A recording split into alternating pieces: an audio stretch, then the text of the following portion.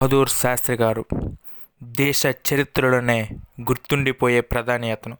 1904 October 2వ తేదీన ఉత్తరప్రదేశ్లో ఒక మధ్యతరగతి ఇంట్లో పుట్టిన వ్యక్తి.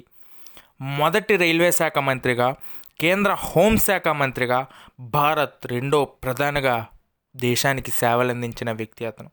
మనం ఇప్పుడు వింటున్న జై జవాన్ జై కిసాన్ వంటి నినాదాలకు నాంది పలికిన మహానుభావుడు అతను. ఆయన ప్రధానిగా ఉన్న సమయంలో అప్పటికే 1906 సంవత్సరంలో భారత్ పాక్ యుద్ధం, పెరుగుతున్న జనాభా, నిరక్షరాస్యత పెరగడం వల్ల దేశంలో చాలా చోట్ల ఆహార కొరత ఏర్పడింది.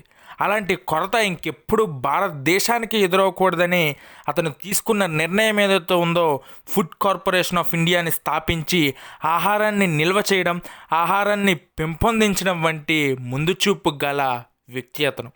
ఇప్పుడు భారత్ ప్రపంచ దేశాలకు తన ఆహారాన్ని సరఫరా చేయగలుగుతుందంటే దానికి మూల కారణం శాస్త్రి గారి ఘనతే. ఏది ఏమైనా అతను ప్రధానిగా పనిచేసింది 19 నెలలే కావచ్చు, కానీ ఆయన చరిత్రలో చెరగలేని ఓ మైలురాయి లాంటి వారు.